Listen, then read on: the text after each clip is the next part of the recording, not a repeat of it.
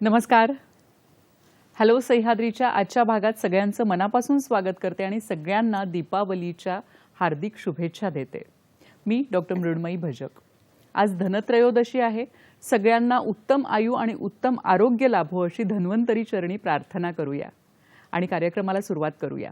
आज 10 नोव्हेंबर म्हणजेच विकास आणि शांततेसाठी जागतिक विज्ञान दिन आहे.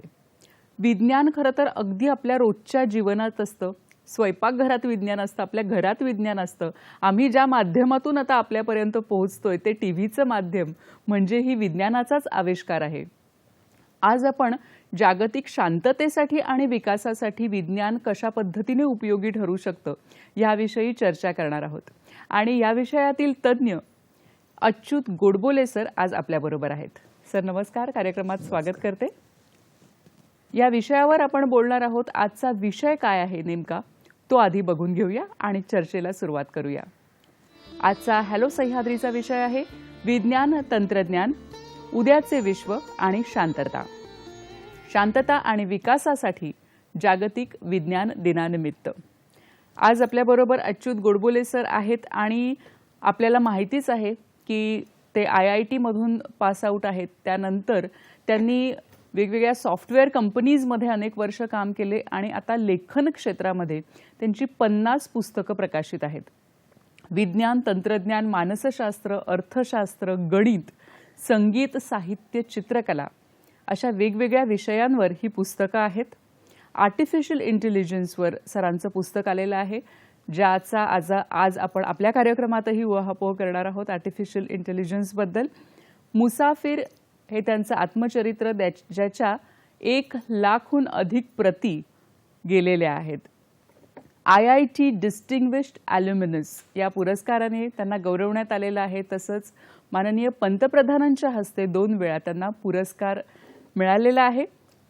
भीमसेन जोशींकडून त्यांना कुमार गंधर्व पुरस्कार लाभलेला आहे. असे अनेक पुरस्कार तसंच अनेक जीवनगौरव पुरस्कारही त्यांना त्यांच्या समग्र कामासाठी आणि लेखनासाठी लाभलेले आहेत. असं व्यक्तिमत्व आज आपल्या स्टुडिओमध्ये आज आपण आमंत्रित केलं याचा नक्कीच आनंद आहे. आणि विज्ञान तंत्रज्ञान ह्या विषयी आपण बोलणार आहोत. तसंच विकास आणि शांततेसाठी कशा पद्धतीने विज्ञान उपयोगी पडतं याविषयी देखील बोलणार आहोत. तर सुरुवात करूया कार्यक्रमाला. सर नमस्कार. पुन्हा एकदा आपलं स्वागत करते कार्यक्रमात आणि दीपावलीच्या आपल्यालाही खूप खूप शुभेच्छा देते. आपण कार्यक्रमाला सुरुवात करतोय सर विज्ञानाविषयी आज आपण बोलणार आहोत. तर जेव्हा आपण विज्ञानाविषयी बोलतो तर तेव्हा मला असं वाटतं की एक मूलभूत एक दृष्टिकोन जो असतो वैज्ञानिक दृष्टिकोन, तर त्याबद्दल आपण सुरुवातीला बोलूया का? वैज्ञानिक दृष्टिकोन म्हणजे त्याचं असं असतं की आपण कुठली गोष्ट ऑब्झर्व्ह करतो, म्हणजे कुठली गोष्ट आपण निरीक्षण करतो. त्या निरीक्षणावरनं आपण एक हायपोथेसिस एक मांडतो किंवा या कारणामुळे हे असं घडत असलं. ढग काळे आले की पाऊस पडतो, साधं उदाहरण. अशा तऱ्हेची अनेक अनुमानं आपण काढत असतो. पण तिथे आपण थांबत नाही. आपण त्याची कारणं शोधतो. कारणं शोधतो आणि कदाचित त्याची इक्वेशन पण मांडतो, समीकरणं पण मांडतो. आणि मग त्याच्या पुढची पहिली सगळ्यात महत्वाची की ते आपण तपासून बघतो. सातत्याने नवनवी आपण ऑब्झर्वेशन्स करतो, निरीक्षण करतो आणि आपलं बरोबर आहे का हे आपण जे मांडलेलं जो सिद्धांत आहे की त्याची कारणं कशामुळे होते हे सिद्धांत आपण जो मांडलेला आहे तो बरोबर आहे का हे आपण वारंवार तपासतो. मी एक उदाहरण सांगतो.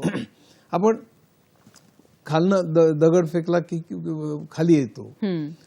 आता काय येतो ह्याची कारणं पूर्वीपासून लोकांनी शोधली होती, म्हणजे अरिस्टॉटलच्या काळापासून. त्या काळामध्ये अर्थात म्हणजे गंमत बघा त्याचं लॉजिक कसं होतं बघा.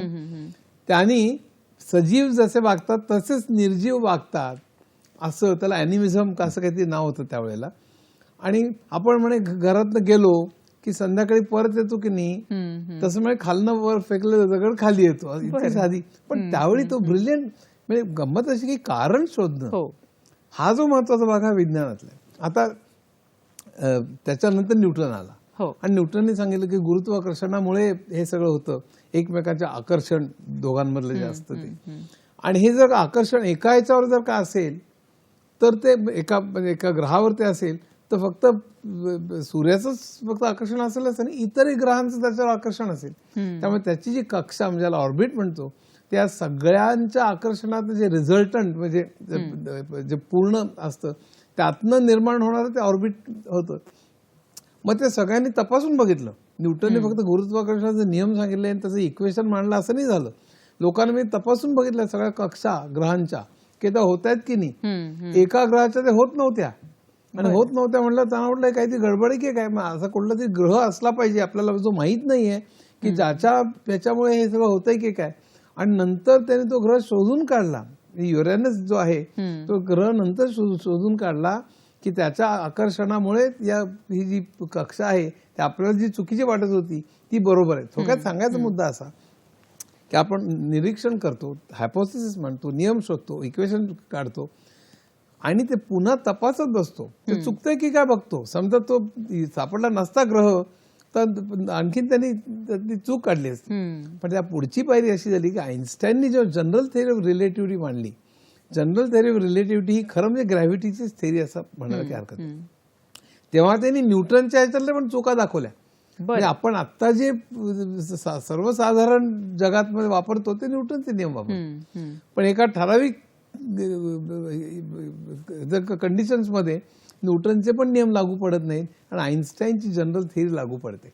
आपण जेव्हा सगळ्या कॉस्मॉलॉजीमध्ये ग्रह तारे यांचा विचार करतो ते आईन्स्टाईनची जनरल थेअरी वापरतो. आज जे सगळं बिग बँग आणि ज्या सगळ्या पूर्ण कॉस्मॉलॉजिकल थिअरीज आहेत त्या स्टँडर्ड थिअरी त्याला म्हणतात. त्यात आपण खोलू नको शिरायला. पण त्या सगळ्या थिअरीजमध्ये जनरल थिअरी आईन्स्टाईनची सगळ्यात मोठी मानली जाते. विज्ञान सातत्याने प्रगती करत असतं आणि एक हायपोथेसिस मांडतं, नियम करतं, नवीन ऑब्झर्वेशन करतं, नवीन निरीक्षण जुन्याशी जर जुळती नसतील तर मग नियम नवीन शोधतं. हा वैज्ञानिक दृष्टिकोन आपल्याला मानला पाहिजे. बरोबर आहे. म्हणजे जे घडतंय ते आहे तसं आपण स्वीकारण्याऐवजी का नक्की होतंय आणि कशामुळे होतंय हे तपासणं आणि पुन्हा पुन्हा तपासून पुन्हा तपासून पाहणं. मला तर नेहमी मी आयुर्वेदाची मी एक स्टेटमेंट करतो. आपल्या ऋषीमुनींना म्हणा किंवा कित्येकांना किंवा आपल्या आदिवासींना इतकी इन्साईट असणार त्या सगळ्या वनस्पतींमधल्या औषधांची. मला आश्चर्य वाटतं. फक्त आपलं चुकतंय कुठे. आपण खरं चिक्कार लॅब्स काढल्या पाहिजेत आणि अमको काढा घेतला तर पोटाला बरं वाटतं हे आपल्याला अनुभवाने कळलेलं आहे. आणि त्यामुळे तो काढा घेऊ नये असं मुळीच मी म्हणणार नाही. मी कित्येक वापरतो ते औषध. पण ते का होतं, कुठल्या रसायनामुळे होतं हे जर का आपण शोधलं आणि ते एस्टॅब्लिश केलं तर आपल्याला केवढी पेटंट्स मिळतील, किती औषधं मिळतील. मला तर आश्चर्य वाटतं की अशा डझनावरही मोठमोठ्या लॅब्स तयार होऊन त्याच्या रिॲक्शन शोधून कित्येक औषधं नवीन आपल्याला निघतील. खरं म्हणजे इतकं सामर्थ्य आहे आणि इतकं लिहून ठेवलेलं आहे आपल्या लोकांनी. म्हणजे ते चांगलं आहे आणि माझ्या मते. पण त्यामुळे वैज्ञानिक दृष्टिकोन आपण अंगीकारला पाहिजे. फक्त कोणीतरी म्हणून ठेवलेलं आहे म्हणून ते खरं आहे असं कधीही विज्ञान मानत नाही. त्याचं कारण शोधलं पाहिजे आणि जर का नवीन ऑब्झर्वेशन आलं तर ते बदललं पाहिजे. हा वैज्ञानिक दृष्टिकोन. बरोबर आहे. आणि काळानुसार देखील अनेक गोष्टी बदलत असतात. तर एका काळात सांगितलेली गोष्ट आजच्या काळात लागू पडेलच असंही नाही. त्यामुळे हे सातत्याने जे सरांनी सांगितलं की तपासून पाहणं, पुन्हा पुन्हा प्रश्न विचारणं, उत्तरं शोधणं, हा सगळा भाग कुठेतरी वैज्ञानिक दृष्टिकोनात येतो. सर मला असं विचारायचं की विज्ञान म्हटलं ना की अजूनही आपल्याकडे विज्ञान आणि गणित म्हटलं की एक भीती असते किंवा आम्हाला नाही बुवा जमत हे किंवा हे आम्हाला नका विचारू. एक असं एक चार हात लांब राहण्याची एक प्रवृत्ती असते. तर खरंच एवढं किचकट असतं का हो? आता असं आहे, मला दोन्ही गोष्टी आवडल्या. मला मार्कही बऱ्यापैकी मी परीक्षेकरता अभ्यास न करता सुद्धा मिळाले. तर कारण विषयानं प्रेम होतं माझं. मला असं वाटतं विद्यार्थ्यांना एकच सांगेन मी, कठीण आहे का हे कठीण वगैरेपेक्षा त्याच्यावर तुम्ही प्रेम करायला शिका, कुतूहल जागा ठेवा, सातत्याने विद्यार्थी बना. किती वय असलं तरी सुद्धा मी या वयात सुद्धा विद्यार्थी समजतो. कुतूहलाने आपण जगा. आणि एक लक्षात ठेवा, विज्ञान म्हणजे फक्त पदार्थ विज्ञान नव्हे. समाजशास्त्र सुद्धा एक विज्ञान आहे. म्हणून समाजशास्त्र म्हणतो आपण, सोशल सायन्सेस म्हणतो. याचं कारण असं, पूर्वी म्हणजे काय, एखादी गोष्ट घडली समाजामध्ये की त्याची कारणं शोधण्याची गरज वाटत नव्हती. आता आपण त्याची कारणं शोधतो की अमुक अमुक दंगल पेटली, का झालं बाबा, अमुक अमुक रोगराई झाली, का झालं, कोविड आला, का झालं. तर त्याची कारणं शोधणं, त्याचा विषाणू शोधणं, मग त्याच्यावर उपाय शोधणं. म्हणजे थोडक्यात म्हणजे काय की कुठलीही गोष्ट घडली की त्याच्या मागे सामाजिक कारणं, कोविडचं उदाहरण वैज्ञानिक आहे, हो. पण बाकीच्या अनेक गोष्टी ज्या आहेत, सामाजिक गोष्टी ज्या आहेत, त्या गोष्टींच्या मागे अनेक कारणं जी असतात ती शोधणं किंवा अर्थशास्त्रामध्ये मंदी आली, का आली मंदी, हा जो सगळा प्रकार आहे. किंवा फिस्कल डेफिसिट वाढवलं तर इन्फ्लेशन वाढतं का, नाही अशी एक थिअरी, फिस्कल डेफिसिट वाढलं की इन्फ्लेशन, पण ते का होतं, ही कारण मीमांसा शोधणं जे आहे हे समाजशास्त्रामध्ये पण आहे, अर्थशास्त्रामध्ये पण आहे, अँथ्रोपॉलॉजीमध्ये पण. ही सगळी शास्त्र आहेत, हे लक्षात ठेव. एकच आहे फक्त की ती जी शास्त्र आहेत ती वैज्ञानिक शास्त्र एवढी ॲक्युरेट वगैरे नसतात. दुसरा एक बारीक प्रश्न बघतो, गणित आणि विज्ञान. गणिताचा संबंध आपला डायरेक्टली विज्ञानाशी, या जगाशी असतोच असं नाही. बरं. ही गंमत आहे. म्हणजे वैज्ञानिक दृष्टिकोन, विज्ञान जे आहे ते मात्र या जगाशी, किंवा जग म्हणजे विश्व धरू आपण, विश्व, पृथ्वी, ह्याच्याशी संबंधित असतं हे जे विज्ञान आहे ते. गणित मात्र एक काही गृहीत धरतं, त्या गृहीतकावरती लॉजिकली फक्त एक्सपॅन्ड करत करत करत आपली कन्क्लुजन मांडत जातं. त्याचा या जगाशी संबंध असतोच असं नाही. त्यात वाद आहेत बरं का, काही लोकांचं म्हणणं तो इनडायरेक्टली असतो म्हणूनच तुम्ही ते असम्पशन्स करता, पण त्या वादात नको शिरायला. एक उदाहरण देतो की 4th डिमेन्शनल वर्ल्ड, आपण 3 मितीच्या जगात जगतो, पण 4th डिमेन्शनल वर्ल्ड असतं की नाही, तर त्याच्यावर गाऊस नावाच्या एका अतिशय मोठ्या विद्वानाने, आणि नंतर मग लोबॅचोस्की आणि बोलिया अशा यांनी 4th डिमेन्शनल जॉमेट्री काढली. त्यावेळी लोकांना म्हटलं काय 4थं डिमेन्शनचं काय, आपण 3 मितीच्या जगात जगतो, ह्याचा काय उपयोग आहे. पण आईन्स्टाईननी जेव्हा थिअरी ऑफ रिलेटिव्हिटी मांडली तेव्हा त्या थिअरीचा उपयोग झाला. त्यांनी जेव्हा काढलं होतं 4th डिमेन्शन त्यावेळी तो उपयोग झालेला नव्हता.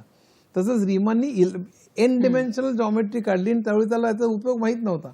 पण जेव्हा बिग बँगची थिअरी निघाली तेव्हा पहिल्यांदा विश्व निर्माण झालं त्या स्फोटाने, तेव्हा पहिल्यांदा 11 डायमेन्शन्स होती, म्हणजे कोलॅप्स होत होत कमी झाली. त्यावेळेला रीमनची जॉमेट्री उपयोगी पडली. थोडक्यात म्हणजे गणित आपल्या धुंदीत सगळं विश्व निर्माण करतं, त्याचा या जगाशी संबंध लागेल न लागेल, पण नंतर कित्येक गोष्टींचा संबंध लागलेला आहे आणि विज्ञानाने त्या गणिताचा उपयोग नंतर केलेला आहे. हा त्यातला महत्त्वाचा भाग, हा एक फरक लक्षात ठेवला पाहिजे. नक्कीच. विज्ञान, तंत्रज्ञान, वैज्ञानिक दृष्टिकोन ह्याविषयी आपल्याला बोलायचे, आपल्याला चर्चा करायचे, आपलेही प्रश्न आम्हाला अपेक्षित आहेत. आपण ही चर्चा अशीच चालू ठेवणार आहोत. आत्ता वेळ झाली एका छोट्याशा विश्रांतीची. पाहत रहा हॅलो सह्याद्री.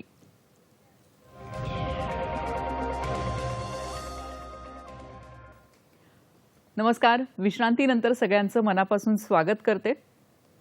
जागतिक विज्ञान दिन, शांतता आणि विकासासाठी हा आजचा आपला विषय आहे आणि या विषयावर आपल्याला मार्गदर्शन करतायत अच्युत गोडबोले सर. सर, मगाशी तुम्ही सांगितलं की वैज्ञानिक दृष्टिकोन आपल्याकडे मुळात असला पाहिजे आणि तो आपण निर्माण केला पाहिजे. तंत्रज्ञानाचं युग आहे आता.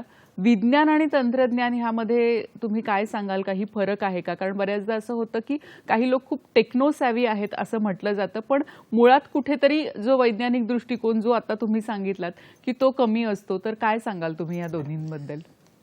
अगदी हा फार चांगला प्रश्न आहे. टेक्नोसॅव्ही, आणि आजकाल तर टेक्नोसॅव्ही म्हणजे मोबाईल पटपट वापरता येणार, बरोबर कम्प्युटरवरती कुठली विंडो खाली वर करणं.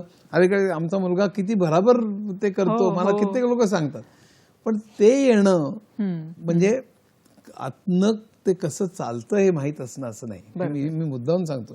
म्हणजे कित्येक मुलांना वाटतं की त्यांना वाटतं की मोबाईल तो काय बराबर चालवतो मुलगा, म्हणजे आता तो कम्प्युटर सायंटिस्ट होणार की हे. म्हणजे ऑटोमोबाईल म्हणजे कार ड्रायव्हर आणि ऑटोमोबाईल इंजिनियर ह्यातला जो फरक आहे ना तसा आहे. ते वर्ण कसं चालवणं मोबाईल हे वेगळं, आतनं तो चालतो कसा हे माहीत असणं त्याला कम्प्युटर सायन्स म्हणतात किंवा मोबाईल टेक्नॉलॉजी म्हणतात. तर तो फरक मला सांगायचा. आता विज्ञान जेव्हा माणसांनी आपल्या आयुष्य सुधारण्याकरता वापरायला सुरुवात केली तेव्हा तंत्रज्ञान निर्माण झालं. तसं बाकी विज्ञानाशिवाय तंत्रज्ञान नाही. तंत्रज्ञानाचा संपूर्ण पाया हा विज्ञानच असतो जवळपास सगळ्या याचा. पण थोडक्यात अप्लाइड सायन्स असं म्हणता येणार नाही, पण सायन्सचा उपयोग करून आपण ही जी सगळी यंत्र बनवली. बरोबर आहे. त्यात रोबोट अगदी अलीकडला असेल तर अगदी पूर्वी कापणीची यंत्र असतील किंवा शिवणकामाचं यंत्र असेल, हातानीच्या शिवण यंत्र तयार झालं, ते यंत्रच तयार झालं. बरोबर. तर ते कुठलंही यंत्र तयार होणं किंवा कुठलंही तंत्रज्ञान वाढणं म्हणजे विज्ञानाचा एक उपयोग आपलं आयुष्य सुखकर करण्याकरता. बरोबर, नक्कीच सर. आपल्याला फोन येतोय. कार्यक्रमातला पहिला फोन आहे. शिवानंद वसेदार आपल्याशी बोलतायत निपाणीहून. नमस्कार, आपला प्रश्न विचारा. नमस्कार मॅडम, निपाणीहून पत्रकार शिवानंद वशार बोलतोय मी. आणि माझा प्रश्न असा आहे, काही मुलं शाळेमध्ये कॉलेजमध्ये वगैरे सायन्स तंत्रज्ञानाबद्दल काही प्रयोग वगैरे करत असतात. म्हणजे त्या मुलांच्या कला गुण वगैरे सगळं असतो, पण त्यांनी आता पुढाकार घेऊन पुढे त्यांनी सायंटिस्ट व्हायचं असेल किंवा विज्ञान परिषदेमध्ये काहीतरी करायचं असेल तर वेगळा दाखवून द्यायचं असेल तर त्या मुलांनी कुठे काय करले पाहिजे जेणेकरून त्यांची कला सर्वांच्या पुढे उपस्थित होईल आणि त्यांनी पुढे मोठे काय तर प्रगतीवर जाईल. तुम्ही काय मार्गदर्शन कराल असं माझा प्रश्न आहे. धन्यवाद. नाही, पहिल्यांदा मला असं वाटतं की या ठिकाणी शिक्षकांचा फार मोठा रोल आहे आणि पालकांचा पण फार मोठा रोल आहे. आपल्याकडे माझं नेहमी सांगणं असं की शिक्षक आपले विद्यार्थी राहिलेले नाही आहेत. कुतूहल जागवणं मुलांचं आणि मुलांना का असं प्रश्न विचारायला प्रोत्साहित करणं की तुम्ही विचारा प्रश्न का. म्हणजे पालकांनी आणि आपण काय करतो कित्येक वेळेला, आणि त्याची कारणं खूप आहेत. ते सोशल कारण, ते सोशल सायन्स मध्ये मोडतील. म्हणजे आपण कित्येक पालक शिक्षक काय करतात, ते परीक्षेला येणार आहे का, ते गेल्या वर्षी काय पेपर होता, पुढच्या वर्षी काय एक्सपेक्टेड प्रश्न आहे, हा क्लास तो क्लास, अर्ध्या मार्काकरता मारामाऱ्या करा, ते भांडा. तर या सगळ्या गदारोळामुळे मुलं म्हणजे विनोदाने म्हणायचं झालं तर मार्क्सिस्ट होतात. फक्त मार्कांच्या मागे लागतात. अर्ध्या एक मार्काकरता मारामाऱ्या भांडाभांडी. कसंही करून पास व्हायचं. आणि हा प्रश्न खूप चांगला आहे. मुलांमध्ये जर का काहीतरी कल्पकता असेल, काहीतरी तंत्रज्ञान, तर त्याला प्रोत्साहन देणं हे अतिशय महत्वाचं आहे. आता दुसरा प्रश्न असं की त्या तंत्रज्ञानाला बाहेर कसं वाव मिळेल. मग त्याकरता सायन्स एक्झिबिशन्स आहेत आणि इतर अनेक गोष्टी आहेत. मग त्या ठिकाणी सरकारचा भाग खूप मोठा आहे. आपल्याकडे आंत्रप्रिनरशिप वाढवण्याकरता प्रचंड मोठे प्रयत्न झाले पाहिजेत असं मला वाटतं. आता आपले उदाहरण रिसर्च अँड डेव्हलपमेंटवरती आपण प्रचंड मोठा खर्च केला पाहिजे. म्हणजे चीन, युरोप, अमेरिका सगळे खूप आपले तिप्पट चौपट खर्च करतात. त्याच्यावर खूप मोठा खर्च केला पाहिजे. मुलांना जे जास्त कल्पक असतील त्यांना प्रोत्साहन दिलं पाहिजे. ठीक आहे, मग तुम्ही करा. त्याला इन्क्युबेशन सेंटर ज्याला म्हणतात, IITs आहेत, इतर अनेक, ही फार चांगली गोष्ट आहे. अशा अनेक निघाली पाहिजे. आणि समजा तुम्ही फेल गेलात तरी आम्ही सहाय्य करू, नवीन काहीतरी आणखी शोधा. कारण ज्या अर्थी तू काहीतरी शोधण्याचा प्रयत्न करतोयस त्या अर्थी तुझ्यात काहीतरी आहे. त्यामुळे अशा ठिकाणी सरकारने मदत करून, किंवा तो एकदा फेल, दोनदा फेल, तिसऱ्या वेळा. आता एडिसन किती वेळा फेल गेला. एडिसन डझनावर वेळा फेल गेला. तो म्हणायचं की मी 100 वेळा फेल गेलो ना, 101 वेळी जरी मी यशस्वी झालो तरी मी 100 वेळा फेल झालो, ते मला काय केलं नाही, काय करता कामा नाही हे कळलं. त्यामुळे मी त्यातनं शिकलो म्हणायचं. फेल्युअर नेहमी शिकवतो आपल्याला. आणि त्यांनी खचून न जाता पुढे कसं जाता येईल ह्याच्याकरता पालकांनी, शिक्षकांनी आणि सरकारने प्रोत्साहन दिलं पाहिजे असं मला स्वतःला वाटतं. बरोबर आहे सर. म्हणजे बऱ्याचदा असं होतं की आपल्याकडे प्रश्न विचारणे म्हणजे ही जी मूलभूत गोष्ट आहे की त्यालाच प्रोत्साहन दिलं जात नाही. मार्क मिळणार का, परीक्षेला येणार का, हे सगळं म्हणजे एका लिमिट पर्यंत त्याची गरज आहे. पण आपण फार त्याच्या मागे लागलेलो आणि त्याची कारणं आपल्या अर्थव्यवस्थेत आहेत. पण तो फार लांबचं डिस्कशन होईल की आपल्याकडे संधी खूप कमी लोकांना मिळते.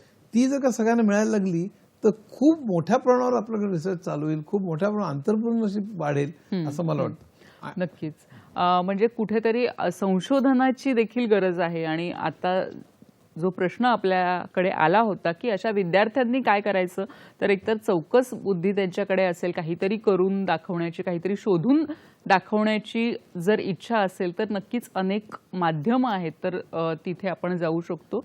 जसं सरांनी सांगितलं की वेगवेगळी विज्ञान प्रदर्शनं भरत असतात शाळांमध्ये, जिल्ह्यांमध्ये, तर तिथेही आपण जाऊ शकतो. सर, आपण जेव्हा विज्ञान तंत्रज्ञान म्हणतो, आता आपण म्हणतो की आता तंत्रज्ञान रोज बदलतंय. म्हणजे काल जे होतं ते आज कदाचित बदलू शकतं.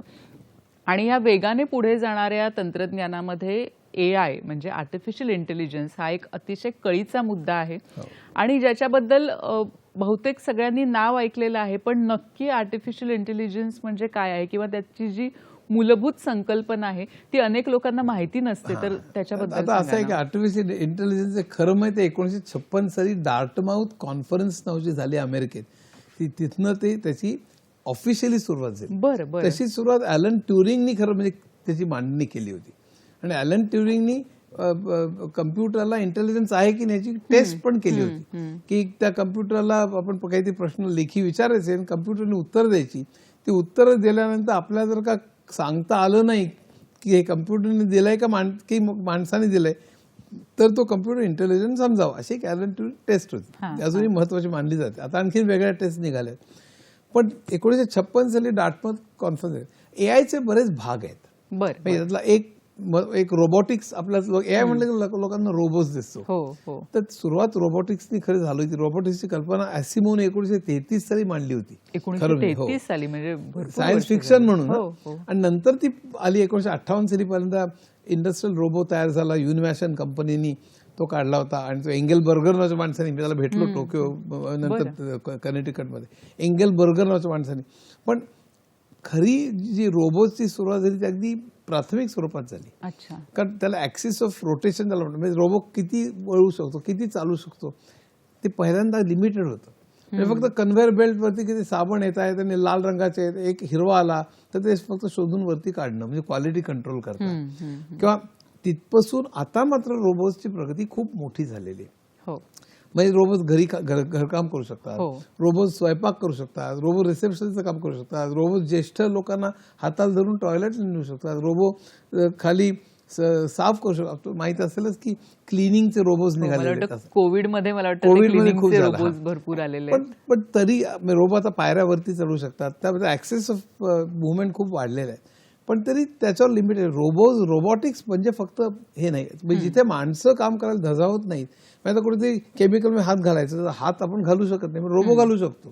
तर असं जे सगळं आहे, किंवा मंगळावरती सोडायचं, काही तिथली माती हे करायची, तर रोबोचा उपयोग हा प्रचंड आहे, त्यात काही शंका नाही. पण त्याला वाईट भाग असा, आपण नंतर कधीतरी बोलू आपण शेवटच्या सेक्शनमध्ये, की उद्या जी युद्ध होतील ती दोन राष्ट्रांमधल्या माणसांमध्ये होणार नाही, दोन माणसांमध्ये रोबोज मधली होतील. हा त्याला भाग आहे. कुठल्या देशातला रोबो जास्त सशक्त आहे, हा त्याचा भयंकर विचित्र भाग आहे. पण रोबोचे फायदे खूप आहेत. मग त्याच्यामध्ये एक्सपर्ट सिस्टम्स म्हणून आल्या. डॉक्टर्स आणि इंजिनियर्स आणि ऑइल एक्सप्लोरेशन ही मंडळी काम कसं करतात ते सगळं तपासायचं आणि त्याचे नियम लिहायचे. इफ देन एल्सच्या स्वरूपात, आमच्या कम्प्युटरच्या भाषेत, इफ जर का ताप आला असेल तर ही गोळी, सर्दी असेल तर ही गोळी, असं. तर इफ ताप तर अमुक गोळी, इफ अमुक, आणि जर असं सगळं इफ देन एल्सचे रूल्स लिहून त्यांनी मेडिकल एक्सपर्ट सिस्टम्स केल्या. तर लिमिटेड तऱ्हेने यशस्वी झाल्या. त्यांना आणि म्हणजे एआयचा इतिहास फार मजेदार आहे. कित्येक वेळा एआयचे विंटर झाले, म्हणजे लोकांनी इन्व्हेस्टमेंट केल्या, पण नंतर त्यात त्यांना काही विशेष रस वाटेना म्हणून कित्येकाने इन्व्हेस्टमेंट काढून घेतल्या. मग काही दशकं नुसतीच थंड गेली, मग पुन्हा त्यांना रस वाटायला लागला. असे खूप वर खाली झालं. ते एक्सपर्ट सिस्टम्स, रोबोटिक्स.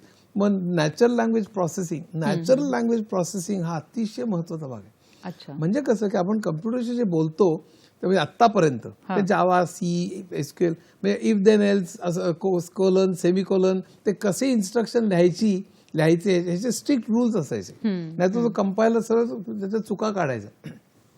आता तुम्ही आपल्या भाषेत बोलू शकता, मोबाईलला तुम्ही सांगू शकता, मी आता वरळीला आहे आणि मला आता शेजारचं जवळची चायनीज रेस्टॉरंटचे पत्ते सांग, की तो चक्क मराठीत बोलू शकतो मी त्याच्याशी.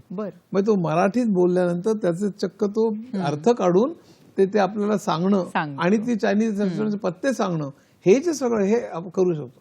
सगळ्यात शेवटला जो भाग आहे त्याच्यावर मला थोडंसं बोलायचं आहे, तो म्हणजे मशीन आणि डीप लर्निंग. आणि मशीन आणि डीप लर्निंग हा सगळ्यात मोठा आणि महत्वाचा भाग आहे, जो ह्याच्या पुढे धुमाकूळ घालणार आहे. म्हणून त्याच्याविषयी मला एक वेळ असेल तर एक दोन नक्कीच सर, कारण हा विषय तुम्ही जसं सांगितलात की त्याच्यावर आपल्याला सविस्तर बोलायचं आहे. आता एक विश्रांतीची वेळ झाली आहे, ती विश्रांती घेऊया आणि मग नंतर पुन्हा मशीन आणि डीप लर्निंग ह्याविषयी तसंच इतरही विज्ञानविषयक गोष्टींविषयी आपण गप्पा मारूया. पाहत रहा हॅलो सह्याद्री.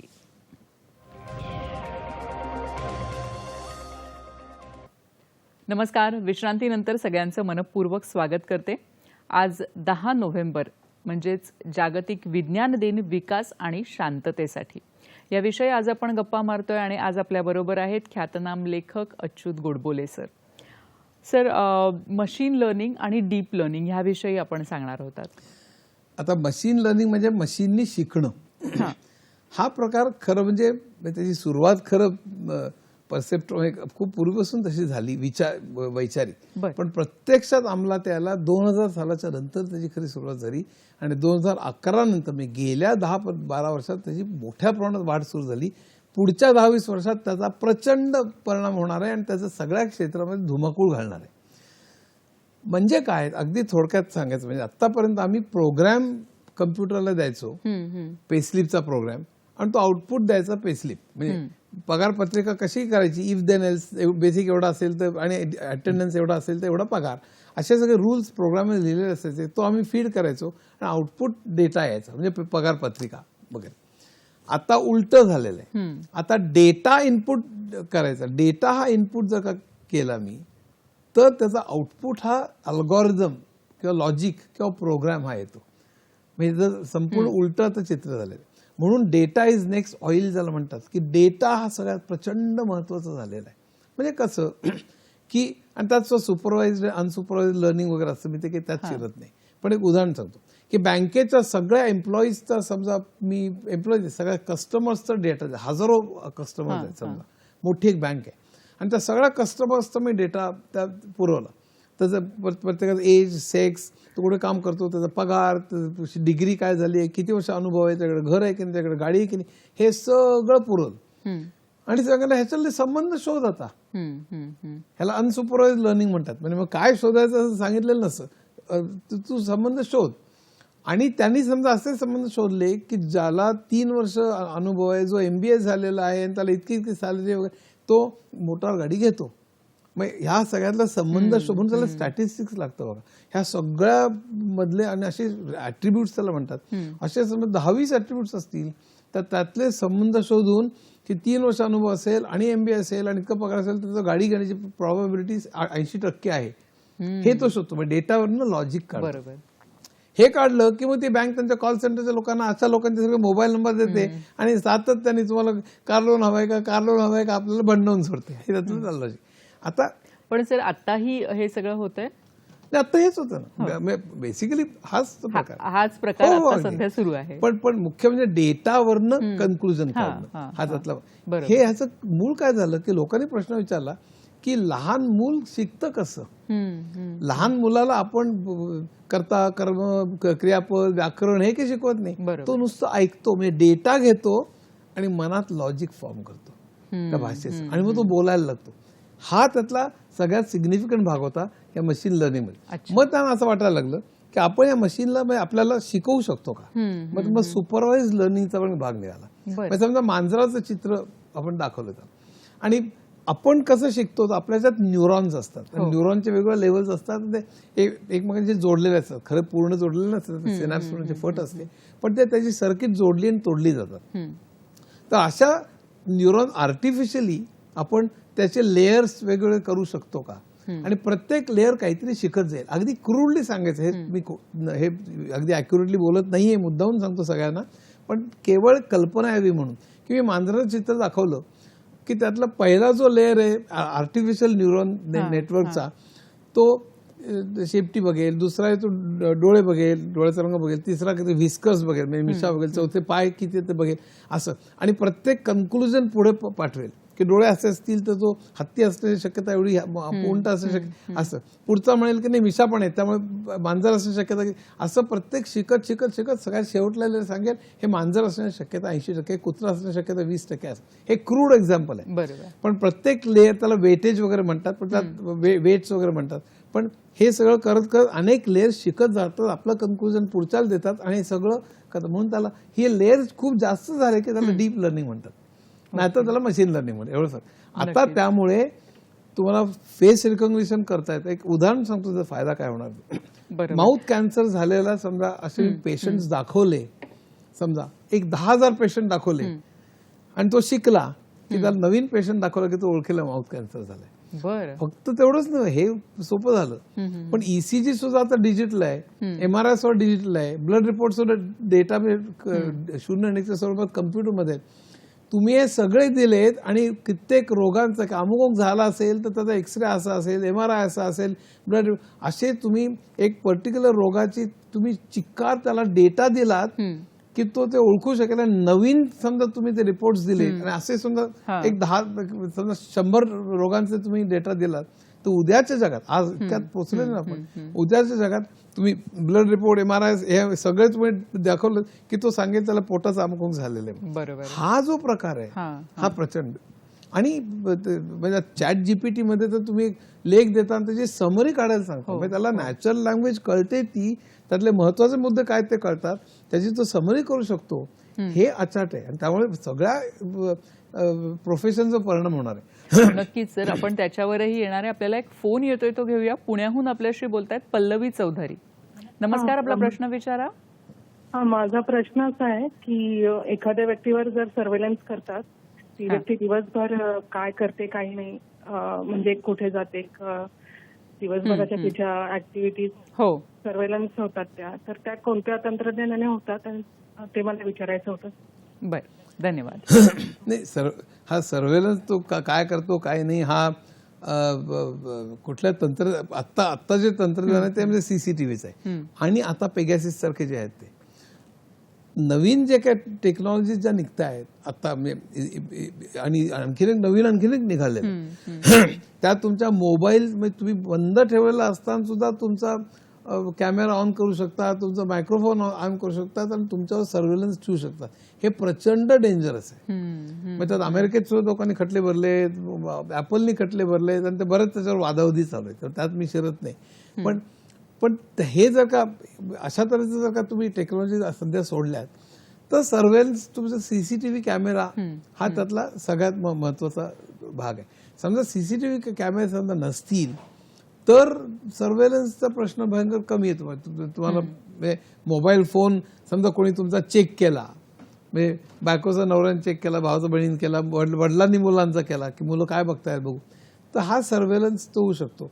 पण बाकी संपूर्ण म्हणजे चीनमध्ये आज उदाहरण सर्व्हेलन्सचं अचाट प्रमाण आहे आणि ते वाईट आहे. म्हणजे मुलं शाळेत वर्गात बसले असताना कॅमेरानी मुलांच्या चेहऱ्यावरचे हावभाव टिपतात आणि मुलाचं किती लक्ष आहे हे त्या चेहऱ्यावर त्या कॅमेऱ्यावर त्यांना कळतं. आणि मग ते पेरेंटला सांगतात की हा मुलगा वर्गात लक्ष देत नाही. हे भयानक आहे सगळं. एक तर काय म्हणजे टेक्नॉलॉजी चांगली वाईट दोन्ही आहे. म्हणजे उद्याच्या जगात समजा सगळीकडे सीसीटीव्ही कॅमेरे आहेत आणि मगाशी सांगितलं तसं कुत्रा मांजर सगळं तुम्ही आता प्रत्येक वस्तू ओळखायचे रुटीन अवेलेबल आहे. कुत्रा मांजर, खुर्ची, पोल, दगड, किती लाख वेळ दाखवलेलं आहे त्याला डीप लर्निंगला, आणि तो प्रत्येक लेअर ओळखत ते आता ओळखू शकतो ते काय म्हणून. तर त्यामुळे आता या सगळ्या तंत्रज्ञानामुळे सगळीकडे सीसीटीव्ही कॅमेरे का लावले आणि गुन्हेगारांचे सगळे फोटो तुम्ही त्याला दिले आणि सगळ्या सीसीटीव्ही कॅमेरा, तर मी समजा चाललेलो असतो, मी खून केलेला असेल आणि एका चौकात आहे मी, तो कॅमेरा टिपेल आणि त्या पोलीस चौकात सांगेल की हा मनुष्य असाच आहे. मी डावीकडे वळलो की तिकडला कॅमेरा सांगेल हा डावीकडे वळलेला आहे. So tracing and tracking of crime हे सहज शक्य होईल. पण सर्व्हेलन्स जो प्रकार आहे हा अतिशय वाईट आहे. आणि मी इनफॅक्ट सांगणारच होतो की टेक्नॉलॉजीचा अतिशय वाईट जो परिणाम आहे, एक सर्व्हेलन्स कॅपिटलिझम नावाचं एक पुस्तक आहे, अतिशय सुंदर पुस्तक, ते जरूर वाचावं. आणि त्यामध्ये या तंत्रज्ञान जसं पुढे जाईल, विशेषतः इव्हन आर्टिफिशियल इंटेलिजन्स, तर तुमच्यावर सर्व्हेलन्स ठेवतं. जसं डीप लर्निंगचा एक म्हणजे नॅचरल लँग्वेज प्रोसेसिंगचा एक सर्व्हेलन्सचा फरक काय की तुम्ही सोशल मीडियावर जे काय बोलताय ते सगळं बघून तर चांगला भाग काय, किंवा सारखा मोटारीच्या विषयी सारखा प्रश्न विचारतोय, पण त्याला मोटारीचा इंटरेस्ट दिसतोय म्हटल्यावर तुम्हाला मोटारीच्या जाहिराती यायला लागतात. तुम्ही सारखे सस्पेन्स सिनेमे बघायला लागले की नेटफ्लिक्स तुम्हाला पुढचा सस्पेन्स सिनेमा विचारते, हा बघायचा आहे का म्हणून. हे चांगले म्हणा किंवा त्या निदान निरुपद्रवी पण उपयुक्त अशा गोष्टी. पण त्याच्यावरून तुम्ही जे काय बोलताय त्याच्यावर तुम्ही जर बोलताय त्याच्यावर गुन्हेगारी, तुम्ही समजा बॉम्बच्या विषयी बोलताय म्हणून तो हा गुन्हेगार असण्याची शक्यता आहे आणि मग त्याला नॅप केलं तर चांगला भाग आहे. पण तुम्ही बोलताय त्याच्यावरून तुम्ही जर राजकीय विचार काय आहेत हे करून त्याचा फायदा राजकीय पक्षांनी करून घेणं हे वाईट आहे. नक्कीच. म्हणजे खरं तर या सगळ्याच गोष्टी आहेत की ज्याचे चांगले उपयोगही होऊ शकतात आणि ते वाईट देखील परिणाम होऊ शकतात. आपण आजचा जो विषय आहे तो आहे की विकास आणि शांतता हो. ह्याच्यासाठी आपण विज्ञानाचा कशा पद्धतीने उपयोग करू शकतो. जसं तुम्ही सांगितलं की आर्टिफिशियल इंटेलिजन्समध्ये खूप चांगल्या गोष्टीही आहेत. आज अनेक गोष्टी चुटकीसरशी अक्षरशः आपल्याला मिळत आहेत. पण त्याचे एक असं बोललं जात आहे आणि ते काही प्रमाणात खरंही आहे की यापुढे अनेक लोकांची नोकरी जाईल, काम जाईल आणि त्यामध्ये खूप सगळीच क्षेत्र त्याच्यामध्ये कुठेतरी भरडली जातील आणि मग पुढे काय होणार याची चिंता आहे. अनेक जणांच्या कामावर आता देखील परिणाम झालेला आहे. तर ह्याबद्दल काय सांगाल की काय नक्की ही भीती कितपत आहे? ही भीती ही योग्य आहे असं मला वाटतं. फक्त काय आहे की प्रचंड लगेच घाबरून जाऊन सगळ्यांचे जॉब उद्या जाणार कशाला. पण अनेक लोकांनी भाकी तर वेगवेगळी केले. ते 20% 67% आहेत. अच्छा. 67% जॉब जातील. बरं बरं. पण मला स्वतःला असं वाटत नाही की ते जॉब जातील म्हणून. पण त्या जॉबचं स्वरूप मात्र नक्की बदलेल. म्हणजे एटीएम झाले तेव्हा टेलर क्लार्क्सचे जॉब्स बदलले, कॅड कॅम आलं तेव्हा ड्राफ्ट्समॅनचे जॉब बदलले गेले किंवा नवीन नंतर ॲनिमेशन सॉफ्टवेअर आलं त्यावेळेला सगळे आर्टिस्ट जे चित्र काढायचे त्यांचे सगळे जॉब्स बदलले. असं जे सगळं आहे या सगळ्यामध्ये जॉब्स बदलणं हा जो प्रकार आहे. उद्या ड्रायव्हरलेस कार्स येतील त्यावेळी लाखो कोट्यावधी लोकांचे कार्स जॉब जाणार आहेत. ज्युनियर वकिलांचे सगळे जॉब जाणार आहेत. कारण आज संबंध केस पेपर तयार करण्यामध्ये लोकांना स्टेट ऑफ राजस्थान विरुद्ध 19 अमुक असे जे सगळं करावं लागतं. ती बाडं असतात. आज नॅचरल लँग्वेज प्रोसेसिंग मधनं तो जाऊन त्या सगळ्या बाडांमधनं तो बघेल की त्यासारखी केस कुठली आहे हे सगळं तो शोधू शकेल. तर ज्युनियर वकिलांचे जॉब जातील. असे शेकडो लोकांचे जॉब जाण्याची शक्यता. पण नवीन जॉब्स तयार होतील. अच्छा. एक पॉवर अँड प्रॉस्पेरिटी नावाचं पुस्तक आहे. सायमन जॉन्सन नावाचं अतिशय सुंदर पुस्तक आहे. 1000 वर्षाचा टेक्नॉलॉजीचा इतिहास त्यांनी लिहिलेला आहे. त्यामध्ये त्यांनी अनेक गोष्टींवरती प्रकाश टाकले आणि गेल्या 40 वर्षापर्यंत टेक्नॉलॉजी जशी वाढली तसे नवीन जॉब्स तयार झाले. जसे शेतीत लोक शहरामध्ये आले त्यावेळी शेती कापणीची यंत्र तयार झाली किंवा पूर्वी किंवा टेक्सटाईलची मशिनरी तयार झाली कापसाच्या.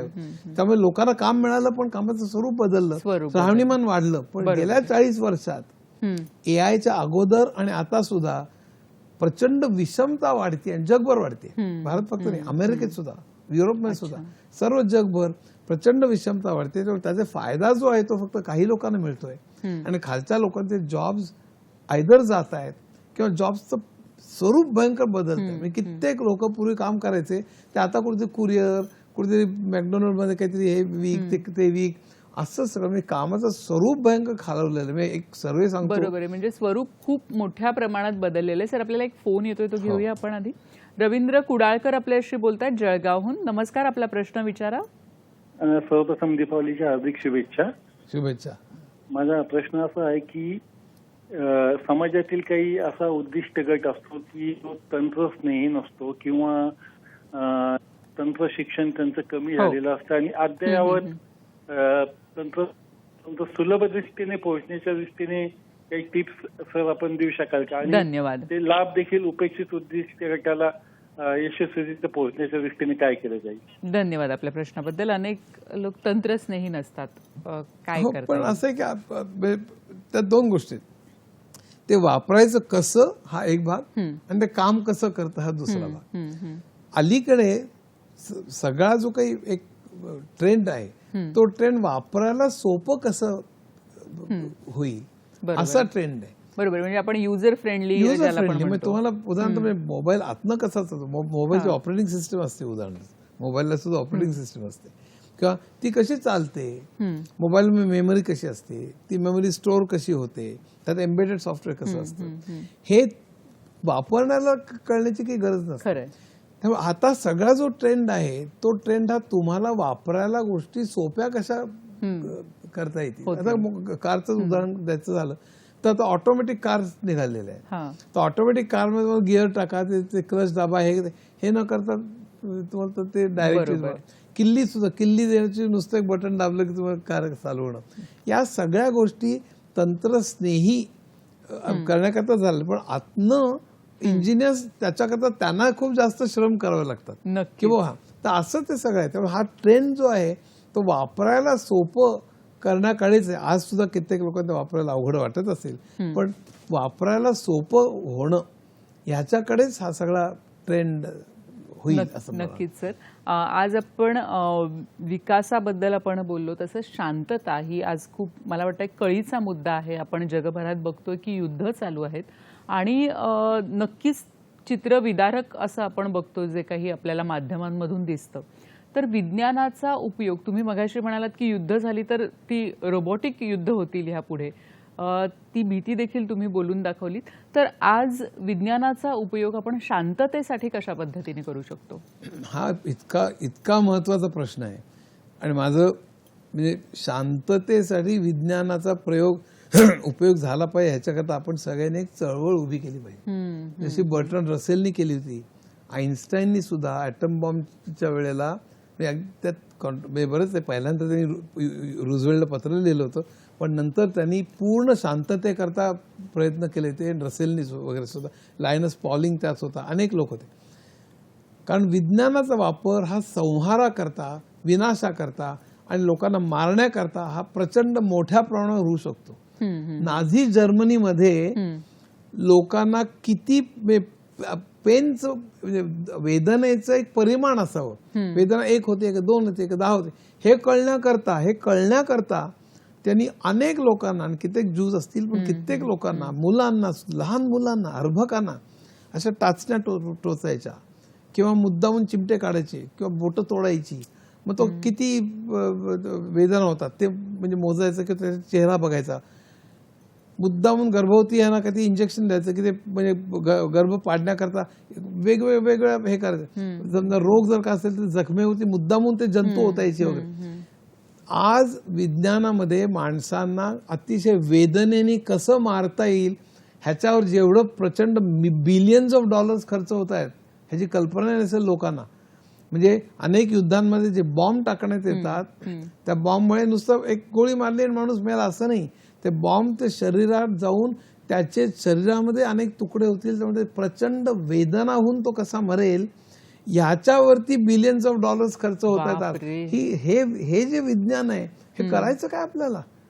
म्हणजे विज्ञानाचा फायदा आपल्याला रोग प्रतिकारशक्ती वाढवणं, नवीन औषधं निर्माण करणं, ज्येष्ठांना मदत करणं, उद्या अपंगांना मदत करणं, सायकोलॉजिकल ह्याच्यावर उपचार होणं, हे असं व्हायला पाहिजे का? हे अशा तऱ्हेने व्हायला पाहिजे. केमिकल वॉरफेअर, बायोलॉजिकल वॉरफेअर ह्याच्यावरती आज प्रचंड जो काही रिसर्च चालू आहे की लोकांना कशा तऱ्हेने मारणं जास्त हे. तर हा आणि 1 का 2 त्याच्या बिलियन्स ऑफ डॉलर्स खर्च होतात. त्यात मी विकासाचा जो संबंध आहे हे जर का झालं नसतं तर विकासाला केवढा भार. आणि दुसरा एक भाग मला महत्वाचा सांगायचा आहे की आजचा जो काही काळ आहे तो त्यामध्ये जगभर हा प्रचंड कॉर्पोरेट्सनी कंट्रोल केलेला काळ आहे. हा त्यातला महत्वाचा भाग. बरोबर. हे सगळे युद्धाला आपण प्रश्न घेऊया आणि पुन्हा आपली चर्चा पुढे घेऊया. बालाजी बोलतात हिंगोलीहून. नमस्कार, आपला प्रश्न थोडक्यात विचारा. हॅलो, नमस्कार. हो बोला, आपला प्रश्न विचारा थेट. मॅडम, आमचा प्रश्न असा आहे की वाढत्या उद्योगधंद्यामुळे जे परिणामावर आपल्या पर्यावरणावर परिणाम होत आहेत ना, तर त्यांचं रक्षण करण्यासाठी विज्ञानाची काय भूमिका राहील मॅडम, तेच आम्हाला मार्गदर्शन हवं होतं. धन्यवाद आपल्या प्रश्नाबद्दल. हा प्रश्न अतिशय चांगला आहे. विज्ञानाचा पर्यावरणाच्या रक्षणाकरता एक लिमिटेड तऱ्हेने फायदा होऊ शकतो. पण काय आहे की काही लोकांनी काय केलं की वरचा जो हवेतला कार्बन डायऑक्साईड आहे तो शोषून घेण्याकरता काहीतरी वरती आपल्याला यंत्र तयार करता येतील का, पण त्याला काही फार यश आलं नाही. पण आता इलेक्ट्रिक व्हेकल्स काढणं हा एक चांगला भाग आहे त्यात. म्हणजे हा विज्ञानाचाच भाग झाला. सोलर एनर्जी हा विज्ञानाचाच भाग आहे. मला फक्त काय आहे की आज सोलर एनर्जी कितीही चांगली असली तसं पुढची 10-1 वर्ष अजूनही आपल्याला कोल, ऑइल किंवा न्यूक्लिअर ह्याच्यावर थोडंफार अवलंबून राहावं लागणार आहे अनफॉर्च्युनेटली. पण मला स्वतःला असं वाटतं की पुढच्या 10-20 वर्षानंतर जेव्हा सगळं जग सोलरकडे किंवा विंडकडे वळेल तेव्हा पर्यावरणावरती मोठा परिणाम होईल, अतिशय मोठा परिणाम होईल. पण त्याला वाट बघावी. फक्त प्रश्न असा आहे की इतका प्रचंड वेगाने पर्यावरणाचा ऱ्हास होतोय हे आपण फार लाईटली घेतोय. म्हणजे पर्यावरणाचा ऱ्हास इतका होतोय की आपलं मानवजात शिल्लक राहील की नाही इथपर्यंत. आणि हे सगळं चुकीच्या इंडस्ट्रियलायझेशनमुळे झालेलं आहे. आपण नद्यांमध्ये घाण ओततो, आपण उत्पादन जे करतो ते चंगळवादी उत्पादन करतो, त्यात प्रचंड फास्ट फूड आणि सॉफ्ट ड्रिंक्स आणि कॉस्मेटिक्स आणि ज्या मोटार गाड्या सारख्या. म्हणजे मी नेहमी म्हणतो की आपल्याला खरं म्हणजे विकास नीती आपली बदलली पाहिजे. म्हणजे शिक्षण, आरोग्य, रस्ते, पाणी, वीज, स्वस्त घरं, सार्वजनिक वाहतूक आणि सोलर किंवा एकंदरीत पर्यायी ऊर्जा याच्यावर जर का आपण पुढची 20-30 वर्ष जर का खर्च केली तर आपण खऱ्या अर्थाने सुपर पॉवर होऊ असं मला वाटतं. नक्कीच सर, आपण कार्यक्रमाच्या सांगतेकडे निघालोय. तुम्ही काय सांगाल आमच्या सगळ्या दर्शकांना जागतिक विज्ञान दिनानिमित्त आणि शांतता आणि विकासाच्या दृष्टीने आपण कशी पुढे पावलं उचलायला पाहिजेत? मला एकच सांगावंसं वाटतं की आपण विज्ञानवादी आणि विवेकवादी बनलो पाहिजे. आणि हा विज्ञानवाद हा फक्त भौतालिक म्हणजे फक्त फिजिक्स किंवा ह्याला न करता सामाजिक बाबतीत सुद्धा आपण प्रश्न विचारले पाहिजेत. आपल्या आजूबाजूला जे काही अन्याय असेल, बेकारी असेल, अर्थव्यवस्था असेल, जे काय युद्ध असते, त्याची काय युद्ध होतात बाबा, तर ह्याला सुद्धा सामाजिक कारणं आहेत. त्या सोशल सायन्सेसचं तेवढीच महत्त्वाची. कुतूहल जागा ठेवणं, विद्यार्थी कायम राहणं, वैज्ञानिक दृष्टिकोन आणि सातत्याने शांततेचा पुरस्कार करणं. विज्ञानाचा फक्त शांततेकरता वापर होण्याकरता चक्क आपण एक लोकशाही, शांततामय अशा तऱ्हेने चळवळ उभी केली पाहिजे की विज्ञानाचा वापर युद्धाकरता होता कामा नये. से नो टू वॉर असा फक्त मी संदेश देईन. नक्कीच. आणि अतिशय महत्त्वाचा असा हा संदेश आहे की विज्ञान हे अतिशय प्रगत रोजच्या रोज होतंय, पण त्याचा उपयोग एक माणूस म्हणून आपण कशा पद्धतीने करतोय हे नक्कीच महत्त्वाचं आहे. आणि सर, आज आपण इथे आलात आणि खूप वेगळे खरं तर विषय आहेत आणि मला कल्पना आहे की हा विषय इतका मोठा आहे की तो 1 तासात कव्हर होणं शक्य नाहीये. पण त्यातही आपण अतिशय महत्त्वाच्या विषयांवर, कळीच्या मुद्द्यांवर चर्चा केलेली आहे. आणि आता सणाचा दिवस आहे, तर आपण पुन्हा एकदा जाता जाता सगळ्यांना पुन्हा एकदा शुभ दीपावली. विज्ञानाचा उपयोग आपण अधिकाधिक विकास आणि शांततेसाठी करूया, ह्या नोटवर आज आपण इथेच थांबतोय. पुन्हा भेटणार आहोत नवीन कार्यक्रमात, नवीन विषयासह आणि एका प्रार्थनेने आपण कार्यक्रमाची सांगता करूया. सर्वेपि सुखिनः सन्तु, सर्वे सन्तु निरामय, सर्वे भद्राणि पश्यन्तु, मा कश्चित् दुःखमाप्नुयात्. धन्यवाद.